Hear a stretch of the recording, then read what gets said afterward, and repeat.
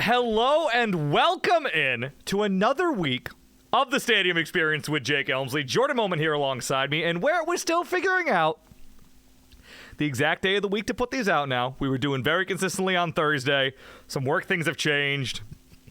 Last week we posted Tuesday, recorded Monday night. This week we're going to post Wednesday morning. We're recording on Tuesday night. We're getting it down. It'll be somewhere in this range. I kind of like this earlier in the week thing, by the way, Jordan, because I guess I kind of like analyzing the game from the past Sunday, and having it actually be out with being a couple more days where it's relevant. Mm-hmm. But that's something. Small potatoes. We're just happy to be bringing you guys some astute, structured, detailed analysis. And today we got I'm going to segue from that into a game that I have no idea what to say or how to feel about, and that is the Patriots 27-24 overtime loss against the Green Bay Packers, where not Mac Jones, not Brian Hoyer, but Western Kentucky's finest son, Bailey Zappe, was behind center. Was under center. He was under center for most of the game, which is high praise, I say. But I'm confused about this one, Jordan. I got to tell you, because there's a lot of good things to take away. There's a lot. Well, first we'll start with this, Jordan. We'll start with the big question that I think at some point was circling around this area, and now has somehow kind of circled back to people rejecting it. Jordan, is this a big question here? Is this a moral victory? A hashtag feel good loss? That's a way better term than moral victory, actually. I'm gonna start saying feel good loss. It's a much more I do like that a lot better. I just thought of that. I literally just thought of that. That's I'm gonna trademark that. Is this a feel good loss for the New England Patriots?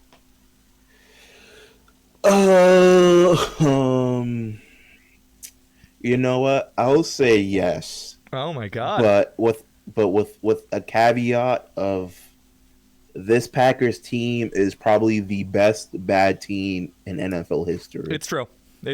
We are well behind the Packers for the last at least 3 seasons being absolute frauds. Yeah, we're both squarely behind that.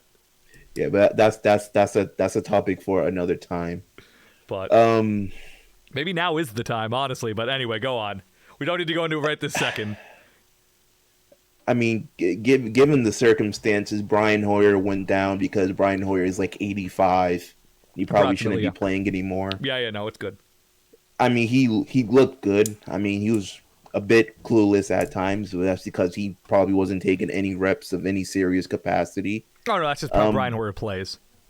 No, I was talking about Zappe. Oh, no, actually, no. You know what? That's one thing. That's one thing. Not to interrupt you, Jordan. That's one thing I will say. This is going to be probably the most positive week for the offensive coaching, if anything, because, they have a big old excuse to hide behind. But no, actually, Zappe took about 40% of the starting reps this week. They legitimately were getting Zappe ready, which... If I heard good for them. If I heard that and they lost with Brian Hoyer, I'd probably come here and be like, "Why'd you have Zappe get all these reps? What are we doing?" But it ended up working out, so you get credit for it. I'll give you credit when things work out for you. But anyway, go on. The running game still looked good. The blocking still looked good. Passing defense fell apart a little bit, but that's because Aaron Rodgers decided to actually be a all-pro caliber quarterback and not throw a temper tantrum in the second half. It's true. Our prediction that he might leave the stadium sadly did not come to fruition. But this game should have never been this close considering Mac Jones wasn't playing. If this was a Mac Jones, if Mac Jones was playing, they probably just would have won easily. But there's something there. I mean, I've seen worse teams, and I've seen this team look worse than the Packers game. I'll say that. That's my positive. That's my feel good loss. Yeah, that's the thing, right? I mean, they're looking better. matter.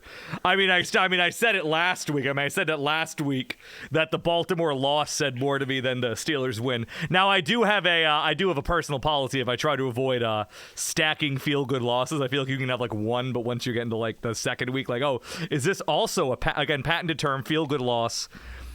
Once you're trying to stack them, you're kind of just in trouble. But no, it's not. Just because, I don't know. I hold them to it. I mean, we both picked them losing, so it's not like it was a disappointing result.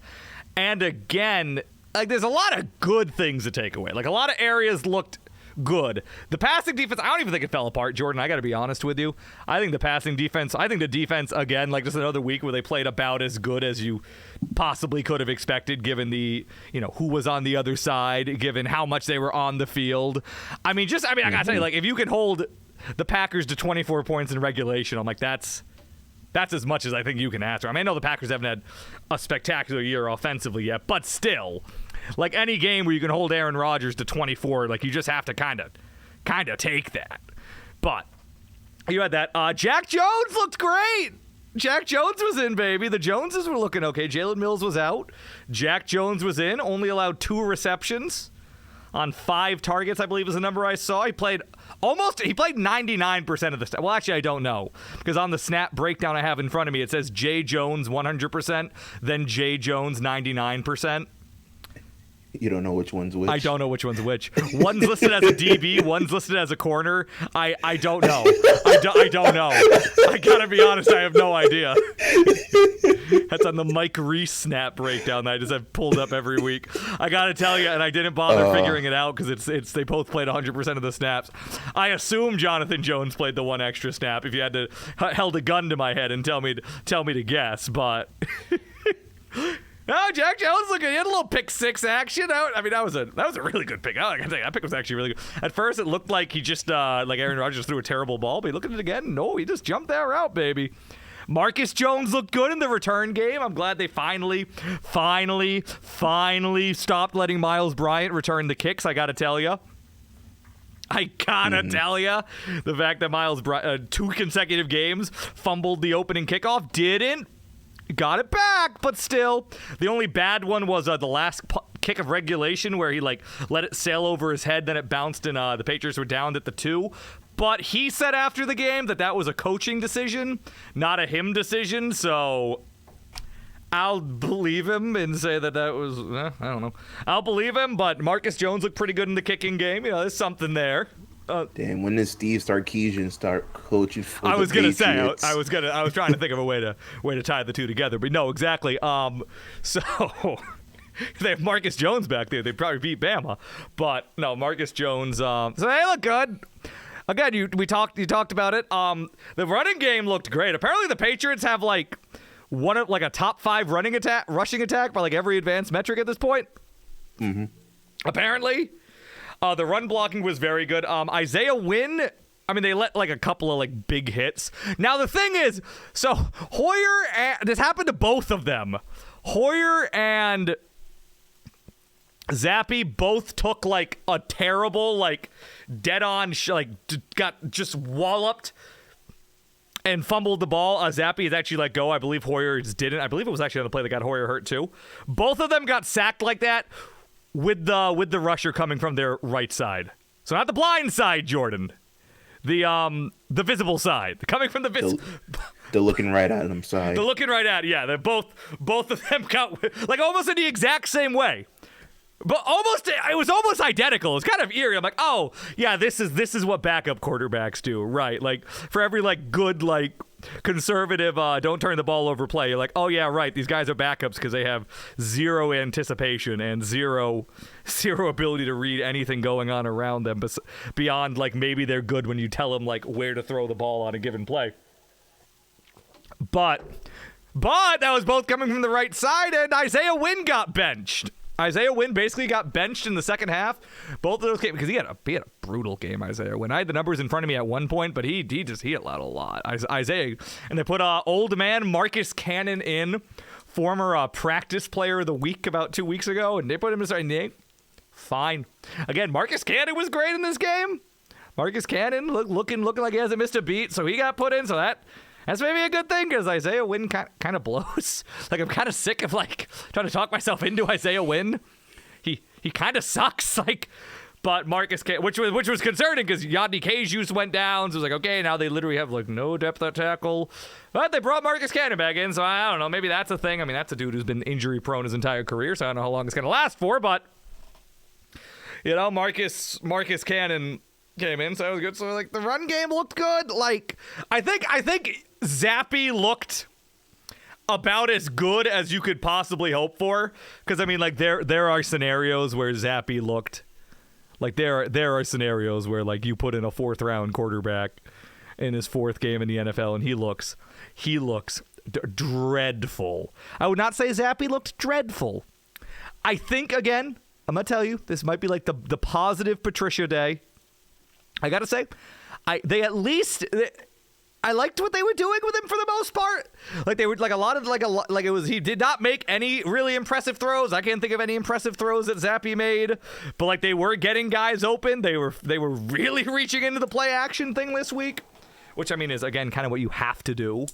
But the running game looked good. The running game looked really good. Like Damon Harris and Ramondre Stevenson both looked really good. I think if anything, one thing they've done a good job of this year is kind of deploying both those guys like an adequate amount.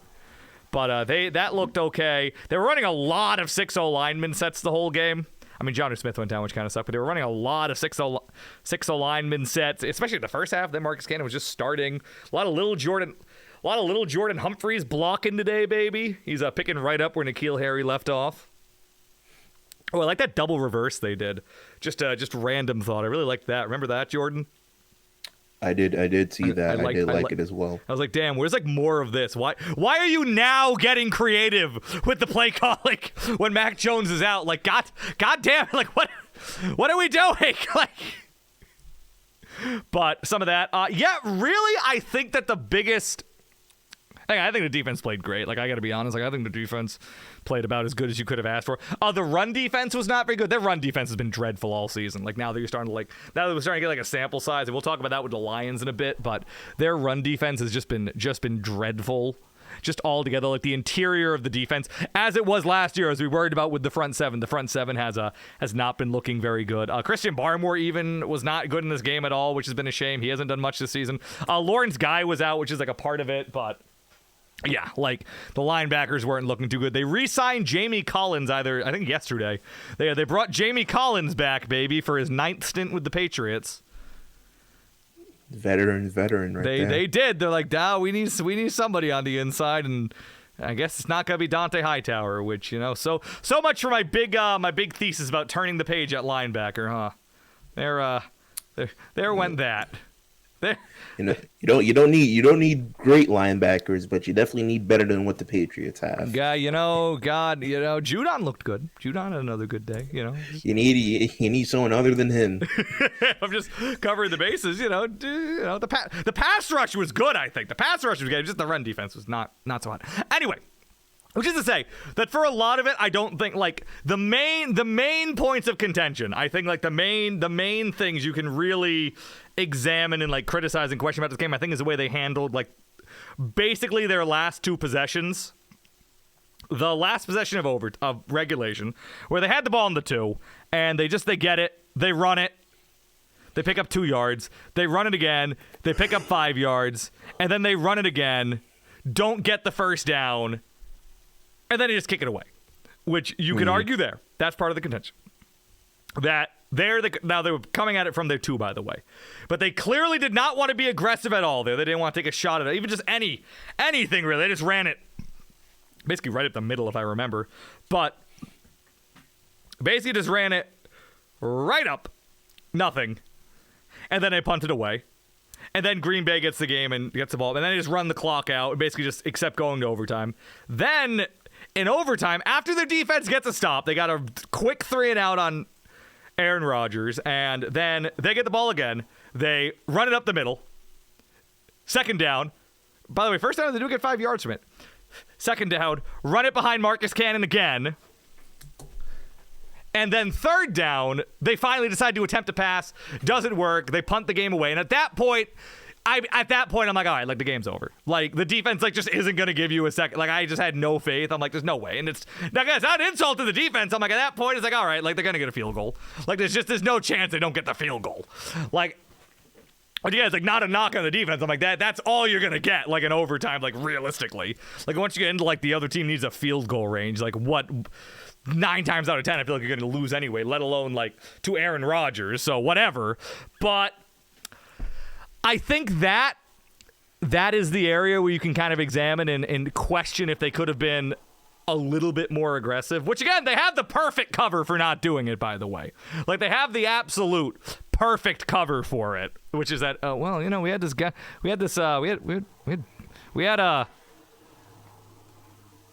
oh no, my sound effects aren't playing. Oh no! Sad. What's happening? I had this whole Zappe electricity sound effect. Oh, I spent like minutes on it. Oh, God. I did look through a few. I will say I did look up, like, because you can find, like, any generic sound effect on YouTube. Like, just saints on this planet who will upload, like, any sound effect you want for, and will, like, just like a 2-second video. Like, they're not making any money off of that. Like, you're not getting ad revenue off of, like, the 2-second electricity. So I went through, like, 10 of them, and I found one that I liked the most.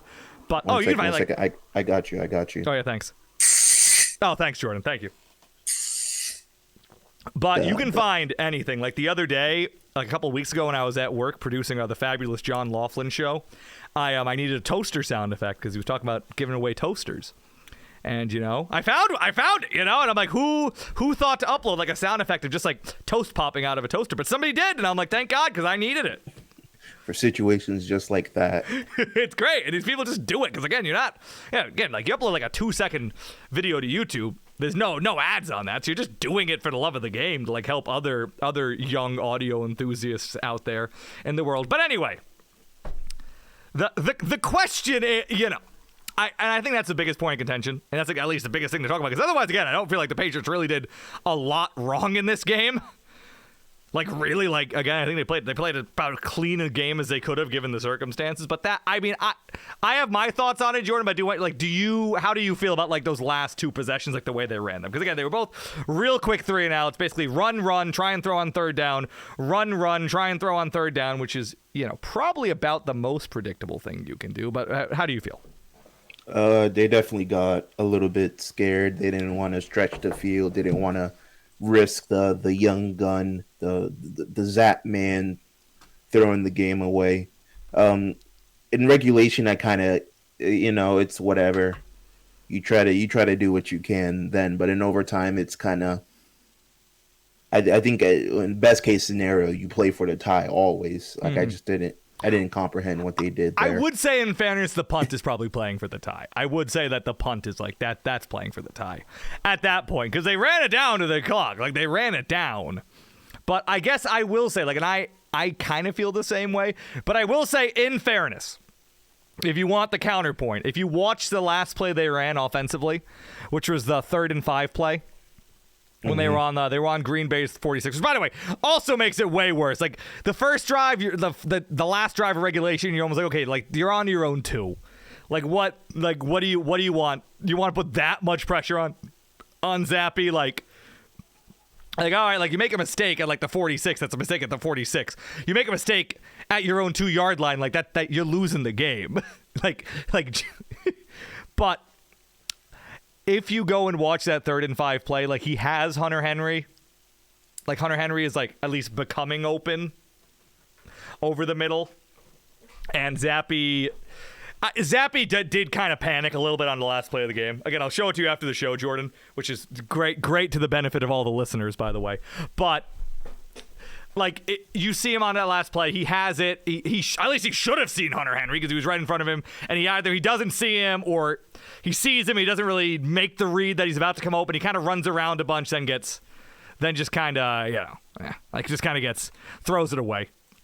He eventually does get it try to get it to Henry, but it's, you know, like the anticipation was way off. Like he was, so it's like I look at that and I'm like, all right though, like I get like they gave him the chance there, and he just, you know, he looked like a guy who just got drafted in the 4th round, and this is his first time getting any NFL action ever. And I'm like, okay, like, I mean, like, again, like, I can't, like, pile on them for not being like, all right, come on, Zappe, time to put the game on your shoulders, baby.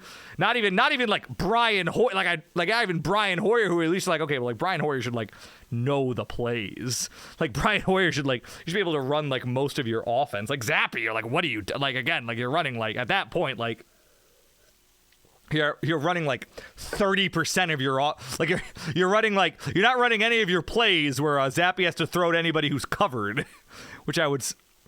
Anybody who's being covered to any extent. Like, it's all just, like, trying to get guys open, then running the ball. So, again, like, they got, like, they definitely got scared. Like, they got a little, but, like, I can't blame them. Like, it's not like they got scared with Mac Jones. I'm like, okay, like, you gotta, like, let Mac, I'm like, I get it if you tell me, like, well, we were scared because we didn't want to put the game up to Bailey Zappe. I'm like, oh, yeah, well, you know, that's a pretty realistic thing to not want to do, I guess. Like it's, you know, it's one thing. I disagree. You gotta let the young blood sink or swim. Damn, you gotta let him. You gotta see if you can catch lightning in a bottle. See if you can catch. Exactly. Damn. You gotta see what he's really made of. Gotta see if you can get the Zap attack going. Exactly. You gotta see if he's lightning in a bottle. Want to see what was good for all those 62 touchdowns at Western Kentucky? Lightning, you get it? Oh, I get it. No, I said lightning in a bottle. Jordan, I said it first. Oh. I said lightning in a bottle. I completely... As an electricity joke, because I can't play my fucking Zap sound. And then you come out, and you're like, lightning in a bottle. Come on. You hear that? You hear what I just said? Jesus Christ, Jordan. Jesus Christ. Your headphones work. Hey, man, if you said it, I completely... I did say it. Allegedly. I was going to say, see what you got in all 62 of those Western Kentucky, which is what he threw last year. Last year's Bailey Zappe in Western Kentucky threw for 5,900 yards and 62 touchdowns. Damn. So, you know, that's exciting. In Western Kentucky, FCS, which is actually an FCS record. He has the FCS record for touchdown passes and yards in a single season. Hey, production. It is production. But, yeah, also 17 rushing yards last season. I mean... So, you know, not yet the dynamic dual threat you might want in today's NFL, sadly. You know, he can his mobility. They can work on that. I don't think they can. But I don't. But yeah, it's like It's like again, it's like everything with this game. Like I'm not like mad. I don't know. Like I can't bring myself to be like they just.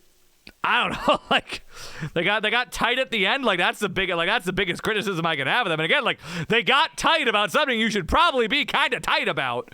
Like you shouldn't be like confident. Like, oh come on, Zappe, we got this play drawn right up for you.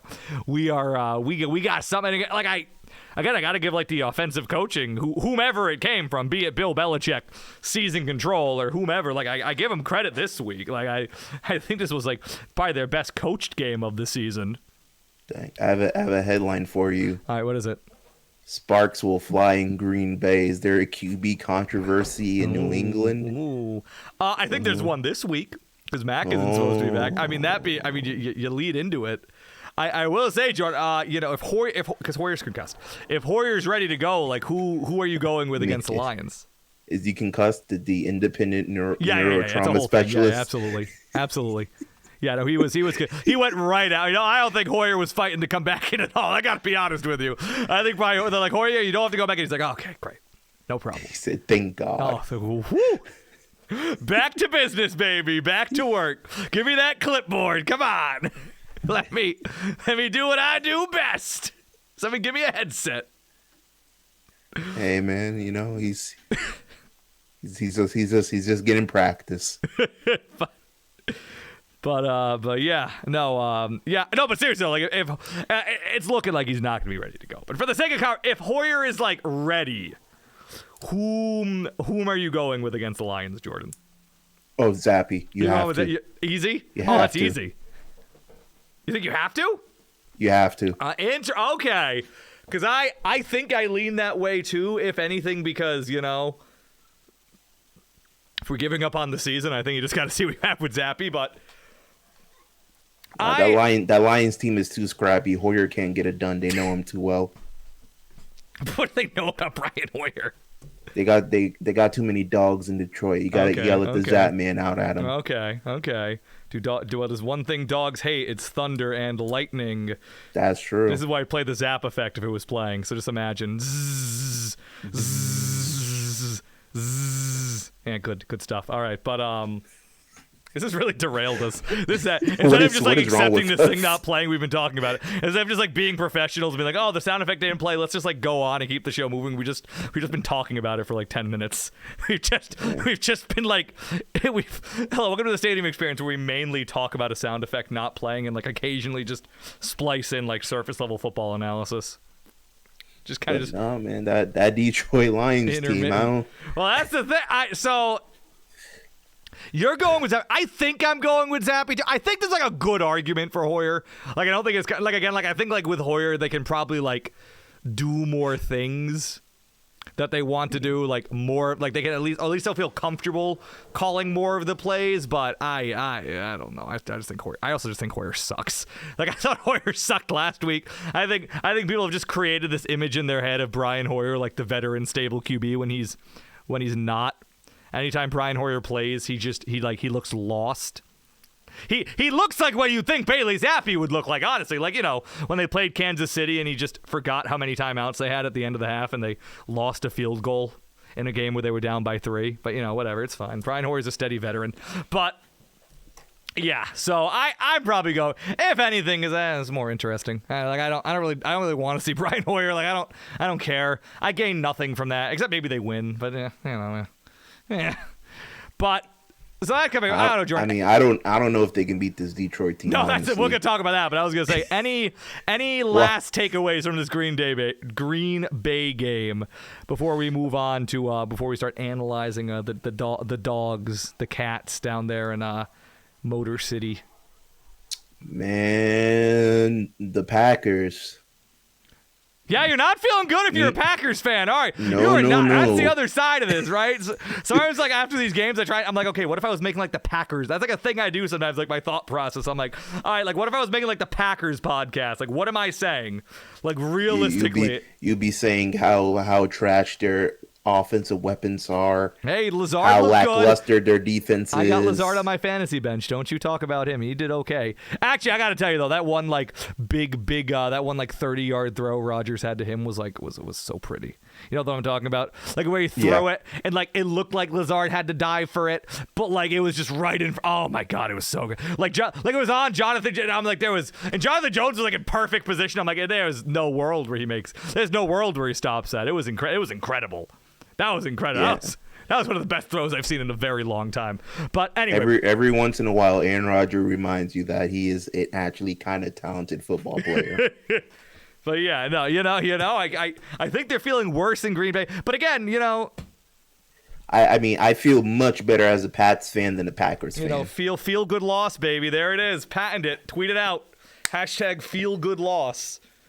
We're nixing more. The Packers get a hashtag. This is a very crappy win.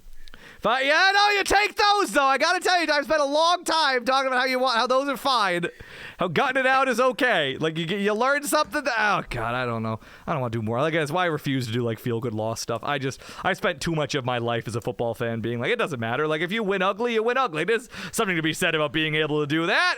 But now they're not winning these games and they look ugly, and I'm supposed to be like, oh well, hey, Zappe made some. Hey, they did okay.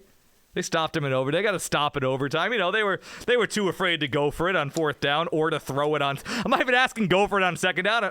Go for it on 4th down. I'm saying maybe like throw it on 2nd down. Maybe just try that. Like maybe just don't do the same thing. Both like the exact same thing. Like okay, Ramondre, try and throw it. Oh, not good. All right. Next time we'll get him. I know Why would they do that? We got a new thing here. Okay, Ramondre. All right, try and throw it. I did do it again. That's it. Okay, let's go for a tie, baby. Let's try and be 1-2-1, baby. Oh, this game would have ended in a tie. I'd be having a field day if this was a tie. But that'd just be a win. But we might be able to have a feel-good tie. A moral tie I can live with. No, a moral tie I might be able to give you. Oh God, what would you call it? What would be a term for that? Like a positive takeaway tie. Yeah, we can workshop it. Yeah, we can workshop that. All right. But yeah, I don't know. Like I don't know what to say. Like I'm sitting here and I'm like, I've been like so enraged like every other game this season. At this point, I'm like, well, you know, there's a third string quarterback. Like, what are you gonna do? Like, you're one of these teams now that has to cycle through 3 quarterbacks in September. Like, this is what every other NFL franchise has felt like for 20 years. Now the Patriots are just, cycling through 3 quarterbacks in September, and you're already trying to talk yourself into like, oh no, like Zappe looked pretty good. Like, oh come on, like maybe Mac was the problem. Like, oh come on, like we get to have these conversations now. It's delightful. I love asking the question, who would you rather have, Brian Hoyer or Bailey Zappe? But they brought in Garrett Gilbert today. They signed him today. Oh boy, another contender, another arm in the stable, baby. Which is actually true. They did actually sign Garrett Gilbert today, which fine. I don't have any strong opinions about whom they should be, what quarterback they should be signing in the middle of week 5 to be their 4th string QB. Fine. You tell me Garrett Gilbert knows the playbook? Fine. God bless. Let him in. If it was Jake Fromm, maybe I'd have a little moment, but it isn't. Giants are working out Jake Fromm. Joe. It was a point. Well, because they lost, because Daniel Jones and Tyrod Taylor both went down in one game. I don't even know who their 3rd string quarterback is. Also, if Bailey Zappe had gone down, I have no idea who the emergency QB would have been, because it's supposed to be Jacoby Myers. Jacoby Myers is like the last resort QB for them, but he was out yesterday. By the way, this was a game we could have used Jacoby Myers, huh? This is a game we could have used a nice, dependable little slot guy, huh? But yeah, again, I don't know. Like, there are positives to take away, I guess. Like, they looked like, it's like they were trying. Like, they looked competent. The Patriots looked competent. They didn't look like panicky or like they didn't know what they were doing out there, which is definitely like, they're looking better week by week. So that's something. Is that something going to get you to the playoffs? No. Something. It's something. Let's not even entertain that. It's something to think. Hey, they started off 1-3 last year, Jordan. Don't you forget it. And they won like 7 of 8. They did. This is the winnable part of their schedule, Jordan. This is the winnable part. You got Lions, Browns, Bears, Jets, Colts, Jets. Like this is when you got to try and make some. This is when you got to try and make some moves.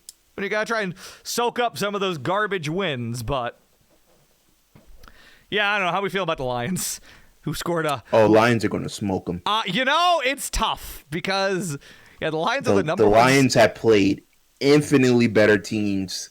Have lost one score in every game they've lost. I don't know if I say they've played infinitely better teams, but the Eagles are better than any team that the Pats have played. The Eagles, yes. The Vikings are a better team than any team the Pats have played. Who are? The Vikings. I think the Ravens are better than the Vikings, but besides, the Dolphins are also maybe better than the Vikings.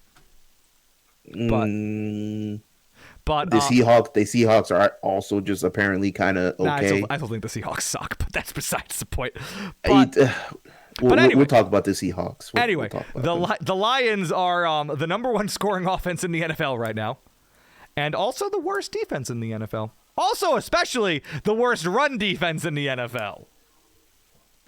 Which the Patriots are also one of the worst run defenses in the NFL. And the Lions are also one of the best rushing teams in the NFL. So, thusly, this might be like a 45-minute game. This might be a pretty quick one. And the reason I say the Lions are going to smoke them because the Patriots can't win a shootout. Oh no, absolutely no! Not with Bailey Zappe, my God! Not with Zappe or Brian Hoyer or Jacoby Myers or Garrett Gilbert or Jamie Collins slinging the ball all over the place. Oh no, absolutely. Like this is gonna have to be. They're gonna have to.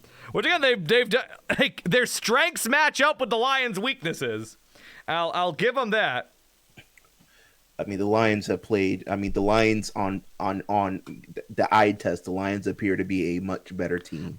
Yeah. I still think Jared Goff blows. I gotta be honest. Maybe it's just Jared Goff is terrible. This is just an anti. He's played great. This is just an anti-Jared Goff agenda. Dude's been slinging it, but it hasn't mattered much. I give him more of a chance than that. But only if they can just keep hammering it. Like they just gotta run. They just literally they gotta do inject every old timey football phrase for running the ball a bunch. They gotta do that. They just gotta Jake, remember I told you at the beginning of the season, I told you the Lions are going to be scrappy. I agreed with you.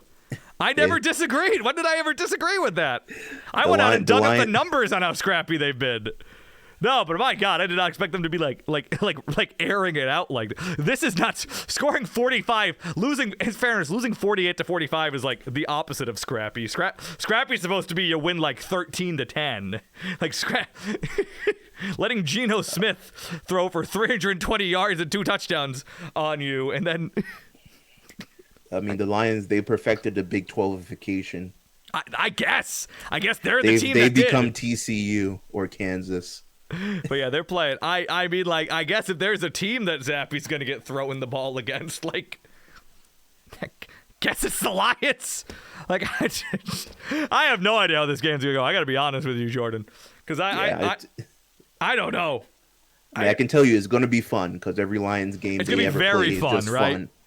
It's gonna be this is gonna be a weird one. It's gonna be Patriots. The Lions are just somehow the funnest team in the NFL. I don't know why, but they are. With Bailey Zappe at the helm. Oh baby. Yeah. They're just gonna need Damian Harris and Ramondre Stevenson to combine for 220 rushing yards, which they might do because again the Lions are terrible at run. They're worse than the Patriots are at run defense, which is very bad. And DeAndre Swift will rush for 300. Yeah, exactly. Yeah, the Patriots are the 27th worst best run defense. The Lions are literally the 32nd. They're allowing 5.9 yards per carry. Hey man, they don't believe in defense. They do not believe in run defense. I'll tell you that. So I don't even know. This could either be a 14 to 10er, or this could be a 40 to 36er. It's by the way, Seahawks Lions game was a scoregami, by the way. Oh, was it? Yeah, 48 to 45, never before seen score. Oh baby. I know. Again, Detroit's fun. I'm telling you, you should have watched Hard Knocks. They bought in. I know they bought in. I've seen the clips. I saw the way they played last year. I know they bought in. But the defense is terrible. Their defense is just absolutely atrocious, and they got a lot of heart. That's something that doesn't show up in the stat sheet. It does not. They do got a lot of heart. Not on run defense. Not in the A gap. They got no heart in the A gap. But complete absence there. But genuinely, I'm trying to think of what I want to predict my score. I don't if you want my keys to the game, it's run the ball, just run the ball 900 times. Please, for the love of God, just pray. And if that doesn't get working, you do it more. Put out 9 O linemen. I don't know. If you try and run the ball and it's not working, I could go to 6 O linemen, go to 7. I don't know. Just do that. It's do that double reverse again. I thought that was cool. I'm mad they didn't do that more often.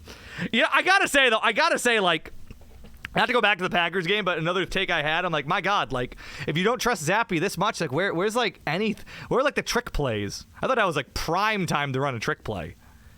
At some point at the end of that game, but they didn't. They didn't reach into their bag at all. Which again, maybe Zappe just doesn't know the trick plays. Maybe they just don't never have trick plays. What?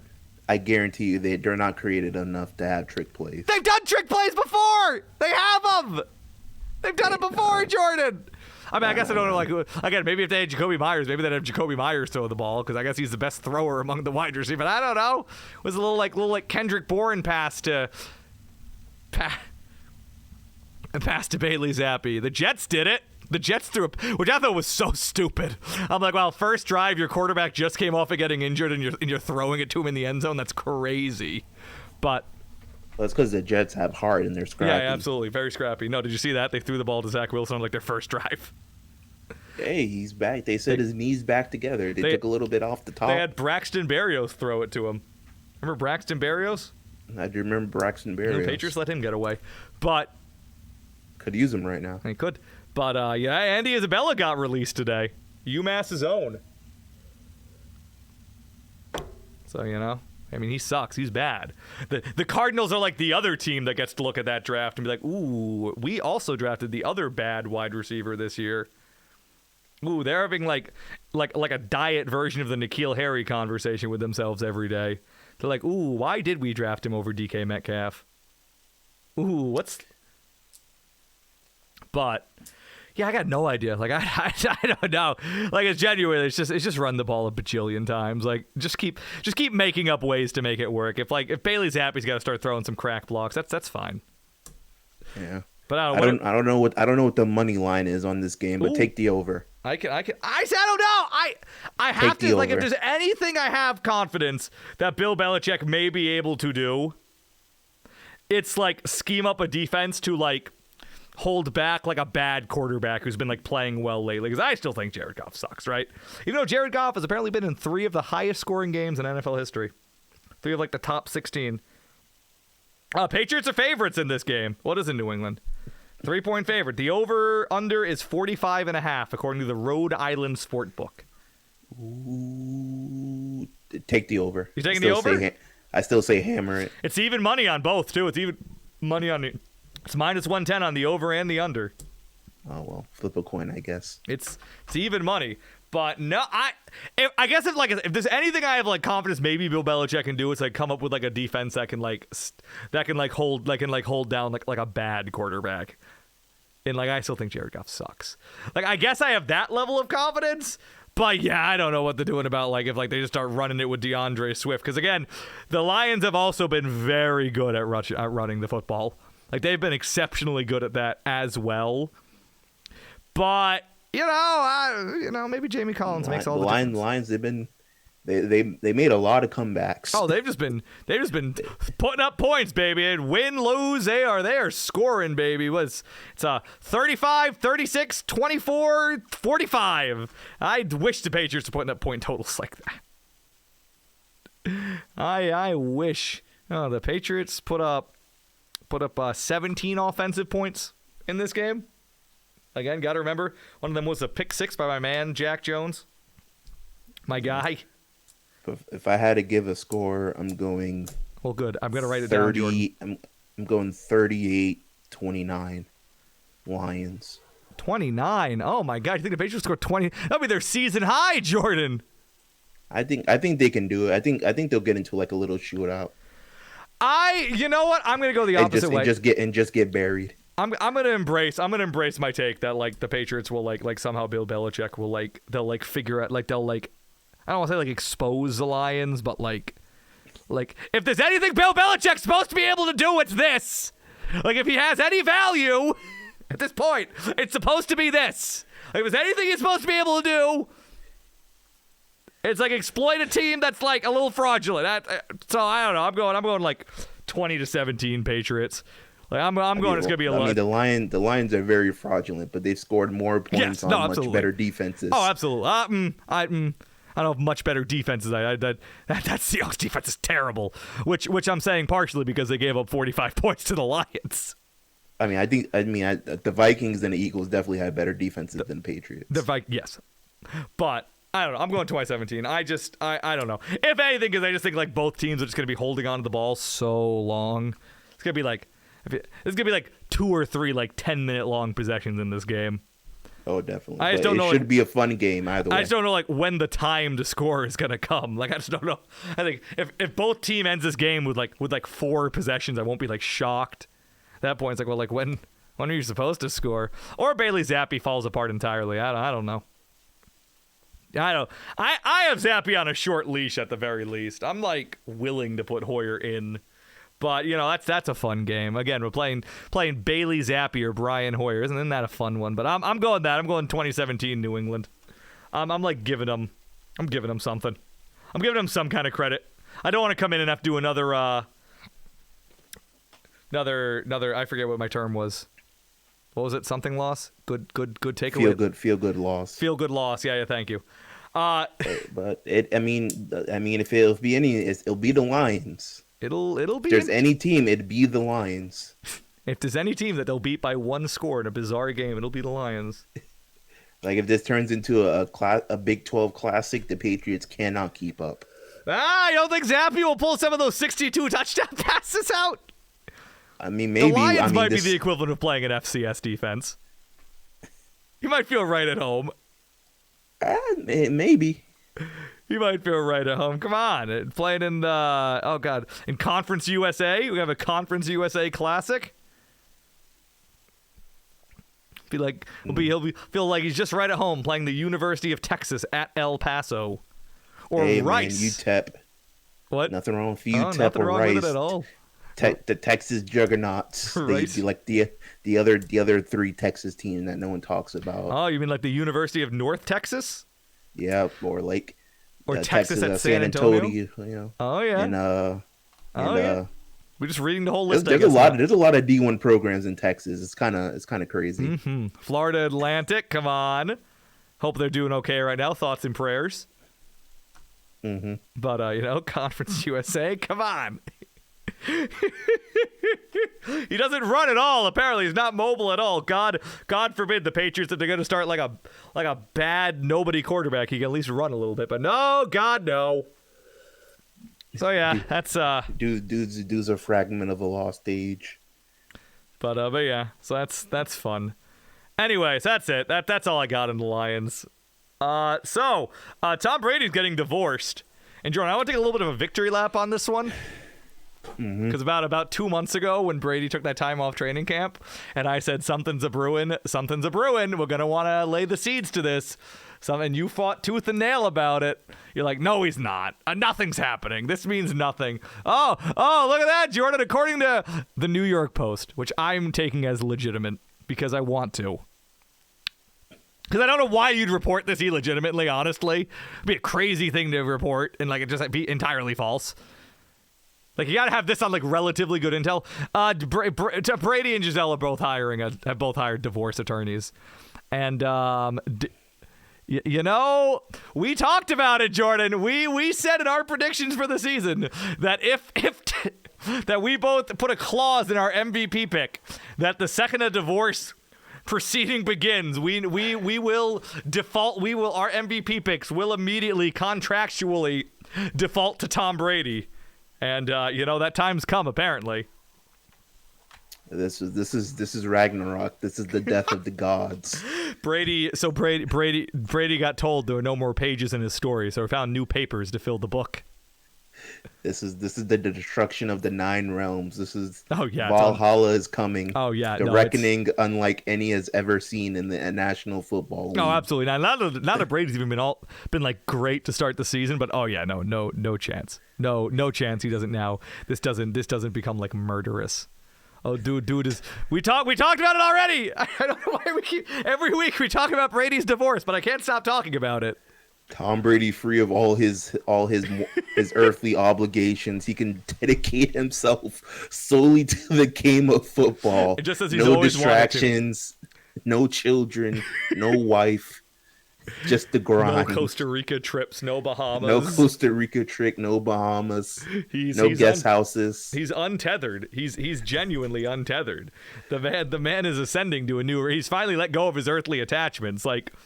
He can achieve whatever the football equivalent of nirvana is. Whatever that is. Whatever he's tapping into the football avatar state. Absolutely. Whatever element of humanity that was holding Brady back from achieving the apex of what's possible, it's gone now. It's gone now. It's not. He's on. Oh my God. So yeah, do you think it's gonna be a good divorce? Because I think this is gonna be an awful divorce. I don't think this is gonna be clean at all. Oh man, it's so it's not money. Gonna be a pretty one. I hope they both signed aggressive prenups, but a fun fact, prenups do not work, do not hold up nearly as well as you think they do. Just a quick thing for all you married or soon to be newlyweds out there. Prenups do not hold up the way you think they do. I mean, I still think Giselle has more money than Oh, Tom, she so does. it's That's why. Right. You don't think so Tom will get competitive about wanting to win the divorce? You don't think Brady's going to get competitive about this? Come yeah, on. that's sick. It'll be like, oh, it's just like Yeah. a marriage It story. is. No, no, no, no, no, no, because they were both trying. No, no, neither of them were trying to win. They were trying to hold on. Damn, I know. that was. I still love that movie. That's a great It's such film. a great movie. I Great think film. about it all the time. You see, look at more than I do. You really internalized it. I just liked it, but It was good. It was a great movie. it's a great I was film. like, Oh, great it's piece of cinema. Adam Driver and Oh, Scarlett Johansson, they're both actually acting. I'm like, They're oh, doing look at great. them go. But yeah, no, it's gonna be bad. I think. Well, here are a few straight thoughts. I think we're definitely gonna know everything because not because of Brady, but because of Giselle. This is gonna have like the real hard hitters of like the entertainment gossip industry and like TMZs of the world like digging around. Like this isn't gonna be like a Schefter's like trying to get to the bottom of this while like still trying to maintain like good relationships with like the people involved. Like no. You're gonna have the people who are gonna be like digging like through their garbage and like bugging their house to get information. Like again, like the real journalists are gonna be in on this one because again, Giselle is far more famous of a person than Tom Brady. So like we're gonna know. Like they're gonna fight. Like we're gonna know. And like I don't know if Giselle's gonna be out here like leaking stuff about like I don't know like the real truth to the TB12 method, whatever that may be, whatever like infant blood farms Brady may be running somewhere in the Caribbean, but. Yeah, I saw it coming. I called it, Jordan. I said it was coming. I predicted the storm. You called me. My eyes rolled back into the back of my head. You only saw the whites of my eyes, and I blabbered about the oncoming storm, and you didn't believe me. I said the goat will be whipped up in a maelstrom of his own creation. That's what I said exactly. That was my riddle. When I met you on the mountaintop, Exactly. and the god Apollo spoke through you. Exactly. Yeah, it was really weird. I don't like it at all. Very uncomfortable. Yeah. Man, that's what being an oracle is about sometimes. It's real tough, You don't choose to be an oracle. That's the toughest thing about it. But Tom Brady would argue he didn't choose greatness. That the pursuit of absolute detachment chose him. But Tom Brady unleashed in a very, very, very garbage NFC. oh yeah, but yeah, I don't think this is gonna be a good. I don't think this is gonna be an amicable one. I gotta be honest. I've got a bad feeling. I think these are two hyper competitive people. Yeah, we're about to see. We're about to witness the true mental illness of Tom Brady. Oh, I think we're gonna be getting like I think like within the next like month or 2 months we're gonna get a very long like article and like some kind of offshoot site that's just like detailing like the horrors of living with Tom Brady. Like we'll get like some like big like Brady takedown piece. So it's gonna be like, oh my god, like living with him, like he did this, he did that. Like it's gonna like make him look real bad. We're gonna hear some like bad sounding stuff about Brady. I think like whether or not any of it's true, and we're gonna be like, well, who are the sources on this? Oh, I wonder who. But yeah, we're gonna hear some bad stuff about Brady. It's gonna be like Tom was watching film while I went into labor on Christmas morning. Tom was.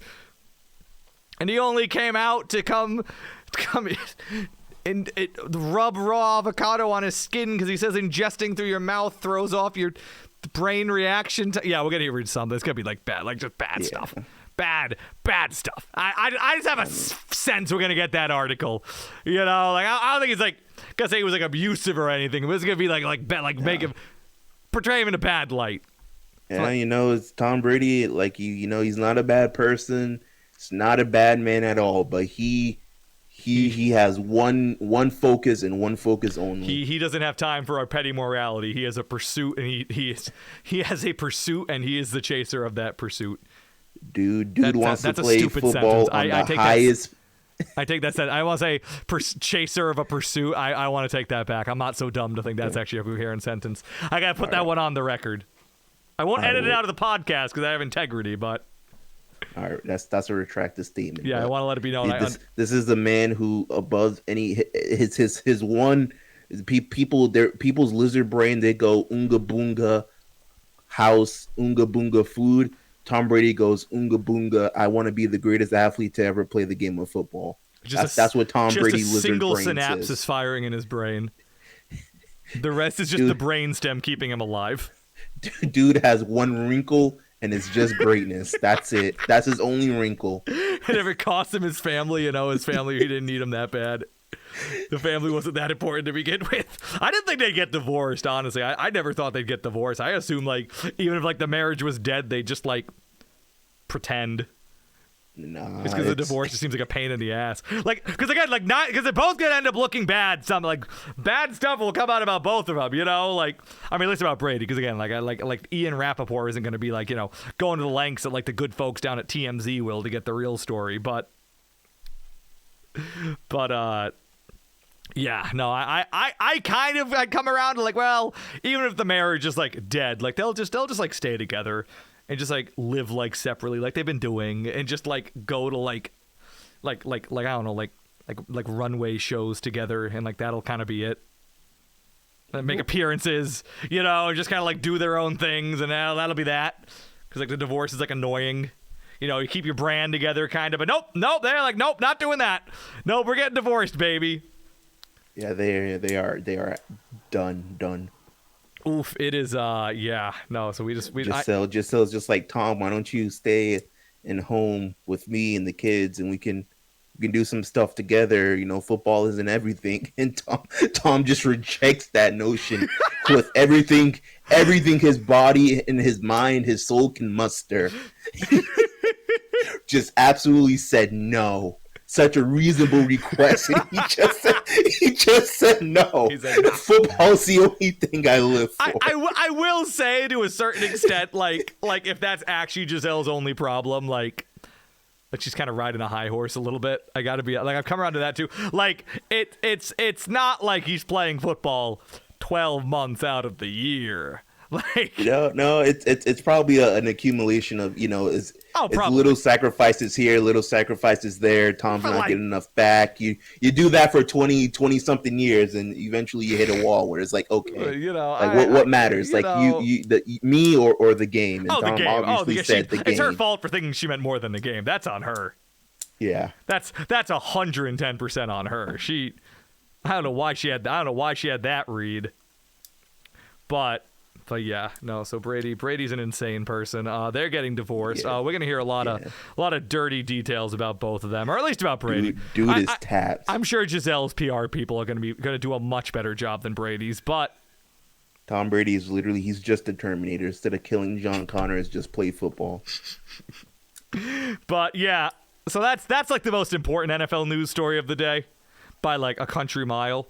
But oh yeah. Unironically, yes. Yes, absolutely. But we want to do a little bit of a quick quarter season review. I hate the fact that there are 17 games and I can't break the season up into clean quarters, but we'll do the last one of these either the week 12 or week 13. We'll figure it out then. Quarter season check-in. It's October now.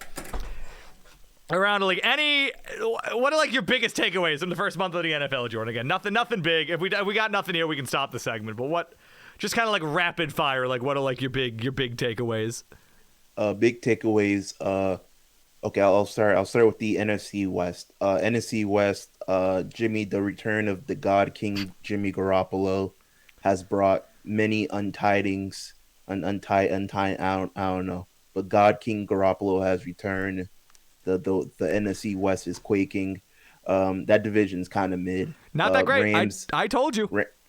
Rams. If Cooper Kupp goes injured, I think they only win 5 games this year. I told you the Rams aren't that hot. I let it be known. I bought into all the injury stuff. They don't have the interior of the O-line. Allen Robinson apparently kind of sucks. Oh yeah, Allen Robinson, dude is stealing money. I ain't seen him. dude is on a milk carton with Kyle Pitts. I ain't seen either. With Kyle, please, nobody worse than Kenny Galladay. Come on. Oh, man, there's a lot of dudes missing. Me, you, and Kenny Galladay are all competing for the same amount of receptions the last 3 weeks, apparently. Where's Waldoing on them cats? But the Rams are, if Cooper Kupp goes down, I genuinely think they win 5 games. Oh, I don't disagree with that. Jalen Ramsey has been getting his boots smoked this season. Jalen Packs everywhere. Yeah, the Rams have not looked great. They're still 2-2, by the way. Like every team in the league. Every team in the NFC West is 2-2, which is every funny. team in the league is 2-2. Yeah, they barely beat the Falcons. Like they. Yeah. Yeah, they've not looked so hot so far. So let's go. So NFC North. We already talked about the Lions. I don't know what's into them. They're just going to play every game within 8 points, and that's just going to be their identity. They're never going to say die. It's like very Disney Vikings have Channel-ish. looked good except for when they're in prime time. Packers are still fraudulent. I still don't love anybody in that division. Bears are kind of doing okay, I guess. I don't know, the Bears suck. The Bears still suck. The Bears have only won a game in a monsoon and a game against the Texans. The Bears are terrible and are destroying any talent Justin Fields may or may not have. I would like to really expound upon the Packers slander. Oh, sure. If we may indulge in this for a second. Oh no, you know I hate slandering the Packers, Jordan. I know if there's anything in this world I hate, it's if there's anything in this world Bill Belichick will not engage in is Packers slander, by the way, because that man was wiping his mouth after talking about Aaron Rodgers. My lord. After the game. Matt LaFleur is a fraud. He has the best winning percentage of every coach in the NFL. It's unbelievable. He can't coach. It's unreal. He literally has the best winning percentage of any coach with like 50 games or more in the league right now. I do not care. That's a real stat. He legitimately the best. He beats up on the Lions. He won like beats up 73% of his games or whatever it is. He beats up on the Lions. He beats up on the Bears. He beats up on whoever's the scum of the NFC. All right, he's 50-50 against Kirk Cousins and them. Any team with any modicum of talent and health, the Packers cannot convinciously beat, and it's been that way for the last 12 to 13 4 games years. And they'll still win. Yes. And you'll be like, well, what do you like? They'll beat the Giants, they'll beat the Jets, they'll beat the Commanders, they'll beat the Lions, they'll beat the Cowboys, they'll beat the Titans, they'll beat the Bears, probably beat the Rams at this point. And then they'll beat the Vikings. And then Vikings will smoke them like they did on opening night. But I think they'll beat the Vikings because it's a 4:00 game. But Packers, they're so bad. Oh, it's unbelievable. They're a garbage team. Like I know I gave my thesis about how if you just have like a great quarterback and you just give them like an above average like roster like you're in it like every single year, and that's like a huge they don't like, we got Aaron Rodgers, he made us pay him like $200 billion and spent all offseason saying he didn't want to be here. We don't know what to do. We don't know what to do. We traded Devontae Adams. Why did we do that? Because he didn't want to be here anymore. Why did he want to be here? Why do you want to go to the Raiders? He's not having fun there either. He's having a terrible time. Because Aaron Rodgers is an egomaniac, kind of a piece of shit. Hey, they're running the ball real good, though. They got some good running backs. A.J. Dillon and Aaron Jones are a real good 1-2 punch in the backfield. They are a real good 1-2 punch. And then the Bears, they're terrible. Someone should can we force NFL teams to sell like they can in the NBA? I mean, they can. They didn't force him to sell. They suspended him for a year. Can we force the Bears to sell their team so somebody can do something with it? Probably not. No. Then the AFC, the NFC South. I was wrong about this. I'm already out on the Saints. I was kind of high on this. I didn't think the Saints were going to win the division, but I was kind of high on the Saints. Turns out Dennis Allen might be a clown, like he was a clown before. And again, which wasn't me having faith in Dennis Allen. It was me having faith. I'm like, well, like the Sean Payton runoff, like the Sean Payton machine will at least run for like another year. Because I was like, whatever. You just got to promote somebody from within. It's partially that. It's partially Jameis Winston's back's been broken. Yeah, I don't think they're very good. I just don't think they're good. Andy Dalton, the Red Rifle, stepping out once again. He did his best. He did his best. Put it on a show in London town. Oh yeah, Panthers are terrible. Panthers are just horrific. Matt LaFleur. Yeah, Matt Rule should not be a coach by week 9. Matt Rule might be the worst coach in the NFL. He is easily probably the worst coach in the NFL. And the Falcons somehow 2-2, but they also suck. They're also terrible.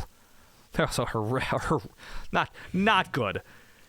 Yeah, it's like the Falcons are better than you think. I disagree entirely, but God bless. The Falcons have been playing much more competitive football than they had any business playing. You're right. The NFC East is the best division in football? Question mark.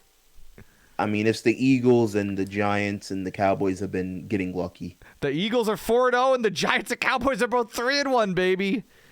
I mean, the Eagles are just genuinely the best team. I mean, we thought they were best team in the NFL. I mean, I'll say it. I picked them to win that. We both picked them to win that division. I think I was a little bit higher on them than you were, even beyond that. But I don't think they're going to be this good. My yeah, God. I don't know what's going on with Jalen Hurts. My God. I mean, I think Jalen Hurts, that might be like the one thing that like if anything's going to be the thing that stops them, it might just be it like turning out that like Jalen Hurts just like isn't like quite that dude, which like could happen. You know, like that could end up being a thing. Like if we get like a real like playoff game, maybe it turns out just like Jalen Hurts just like isn't the guy. But my God, they talked about it last week, like whether or not Jalen Hurts is a guy. Like they like have all the weapons in the world. Like the old line is playing out of this world. They got a ton of talent on defense. Like hey, they got a great team there. They got like they don't have like any like real serious like holes on that team. You know. And they have the all the Colts draft picks. Oh yeah, they are. And then the Cowboys are somehow winning with Cooper Rush, who some team will give like $10 million this offseason from the start 2 games, and then they start whatever guy they drafted in the first round. It'll happen. I won't blame the team who does it. I'll put it out right. You know, some team will give him some amount of money, and they'll be like maybe, and I'll be like maybe. I can't blame you for trying. Like the Falcons or whoever. And they'll be like, you know, we don't have a quarterback. We got to keep trying. We got to keep taking shots. And if Cooper Rush is like one of the 3 shots you take in a given offseason, like what are you gonna, you know, not gonna hate on you for? The Cowboys have rebounded kind of nicely. Giants, I still think aren't like good, but like you know, you can see the difference from having Joe Judge to having just anybody else. I don't even know if Brian Daboll's a good coach, but he's not Joe Judge. He has like a baseline of competence. You know, they've beaten the Titans, Panthers, and Bears. So it's not like they've been, you know, like killing it. But you know, God bless. They would have 110% lost those games a year ago. So there's something there. There's you know, if you're a Giants fan, you can't feel awful. Dolphins are better than I thought. Or at least they will be. I don't know if Teddy Bridge. I'm conflicted. And if I think that, like, going to Teddy Bridgewater, as much like Tua slander as I do, I'm conflicted as if I think going to Teddy Bridgewater will actually make them better. I'm, like, willing to entertain that. Maybe that's because I'm, like, because people are buying in on the Tua thing. People are not listening to me. I mean, aside from Jimmy Garoppolo, I think Teddy Bridgewater is easily the best backup in the NFL. Hey, you know, Jacoby Brissett might be on that list, too, by the way. Jacoby too. But yeah, he's a high level backup. Oh, 100% though. No, he's like if anything, just because you know it's like anybody. It's like, well, if you started like a season last year, then you become a backup. You instantly kind of just go like high on like the backups list until you're backup for a long time. Then you're like, Joe Flacco, well, that sucks. That sucks. You're starting Joe. There's a point when you'd be like, oh, Joe Flacco, hell of a backup. By the way, Joe Flacco did pretty good as a backup, by the way, for the Jets, all things considered. Yeah, I don't know what the timeline for Tua's return is. Hopefully, maybe it's not never. Gonna be any. I don't know about never, but it should be at least a month. I think they said 4 to 6 weeks is what I saw. But okay. So maybe Teddy Bridgewater is better. I don't know. But like the Dolphins are better than I thought. Like I'll say the offense will be fine with Teddy Bridgewater. The Dolphins are they're like better put together than I thought. Like I got it. Like I hated on that. I hated on that. Bills are the Bills. I had a whole take about them not being able to win 1-score games. I was going to start examining, which I only put a pin in. I didn't say the take was done, Jordan, but we had a conversation about it. Then they won a 1-score game against the Ravens. Who cares?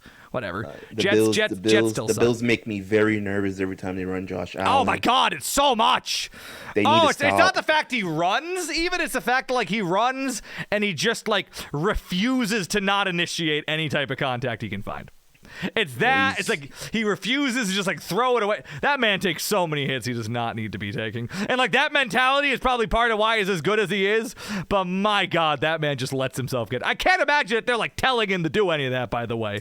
I'm sure that they're like, Josh, just like go down some. Please, just like go down sometimes. Please, Josh. Josh, you don't have to try to run over every linebacker you Oh my see. God, it's unbelievable. Okay.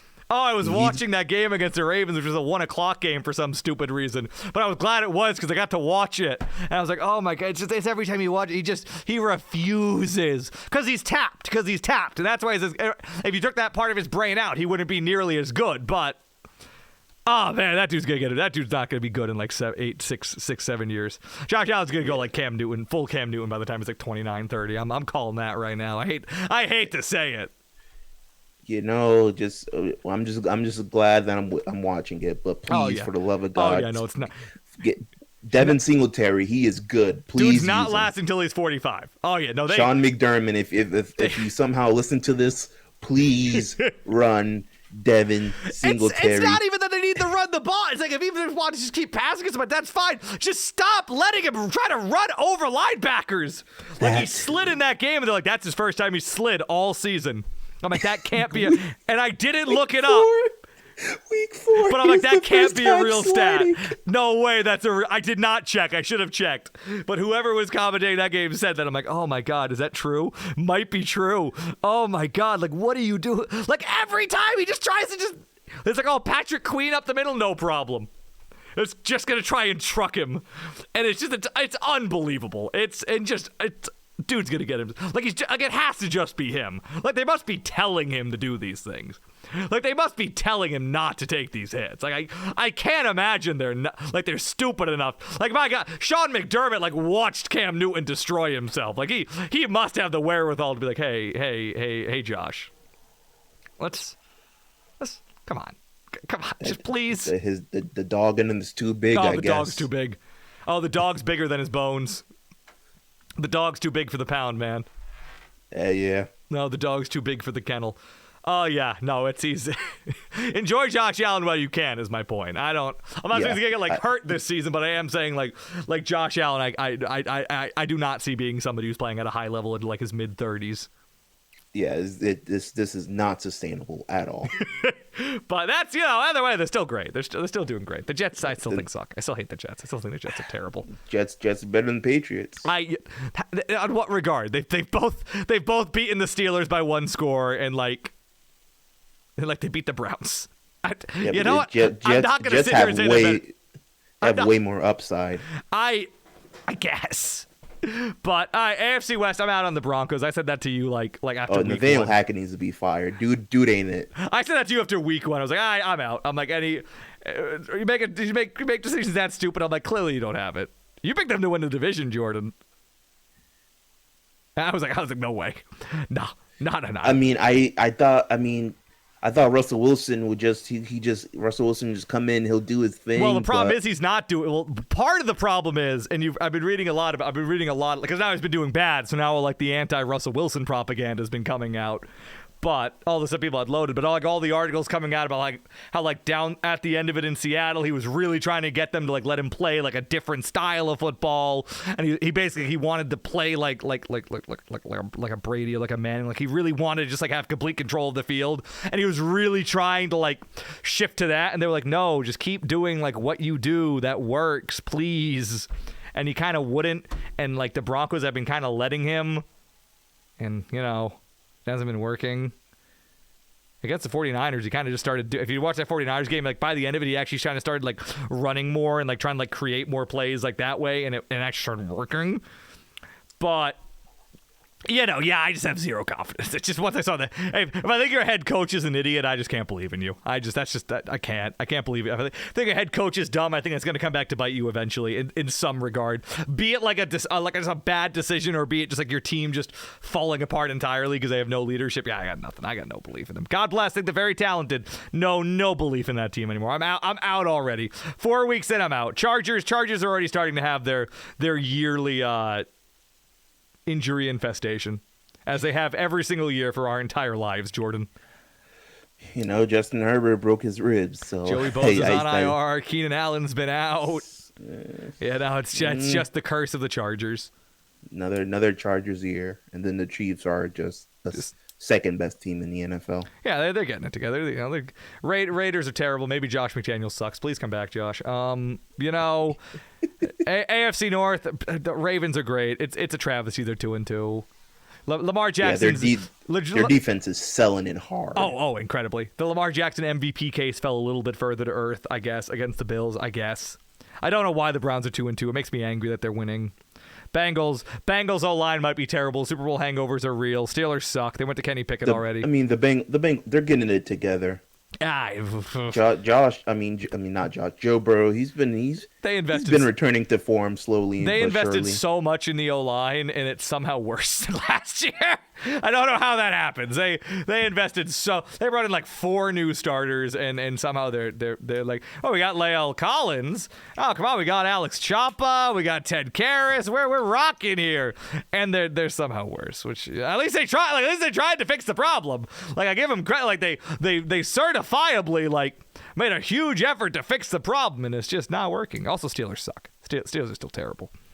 Ooh, but you know who started next week, I know, right? they're going to Kenny Pickett. Yeah, They should have just done that to begin with. But Jaguars might be I still think I was probably right about the Titans. I think I was still right to be out on the Titans. Jaguars are legitimately good. The Jaguars they got it together. They're working it. Trevor Lawrence is rounding out. Like their defense is. I'm starting the defense in fantasy this week if my claim goes through. Who are they playing this week? I don't know who they're playing. Well, I did at one point when I picked them. They're playing the Texans. Yeah, I'm starting the Jaguars this weekend. I'm starting the Jaguars defense this weekend if I can pick them up. But that's a thing. Against your boy David Mills. Yeah. I'm saying, maybe I was. I still think I was wrong about it because my entire take was like they should just like start Davis Mills because like what else are they gonna do? And just see if there's something. Yeah, they should definitely draft a quarterback. But Titans suck. I said the Titans were gonna suck. They've still sucked. Colts are dreadful. Yeah, they've been dreadful. Matt Ryan is washed. Matt Ryan is like capital W washed. But we both picked the Colts to win that division. We were off base on that one. We didn't have the confidence to pick the Jaguars. I didn't think the Jaguars they made all the moves on offense. I didn't think it was time yet either. But just not having Urban Myers and having like the most boring and average coach in the world is apparently just what they needed, which I guess does make sense. Which like the math on that does work. Like Urban Myers plus anybody competent equals better, and I guess this is better so far. And then Trevor Lawrence actually is kind of a stud. Yeah, he's getting better. He's coming into form. He's starting the round in. God bless. Can't say it's like unbelievable. Like it's another QB talent in the AFC. But yeah, we'll see where that goes. But like the 12th one. Yeah, that's it. I don't know. You have any other overarching NFL thoughts? That was kind of it. That wasn't so structured as I hoped to be. Any other overarching NFL thoughts, Jordan?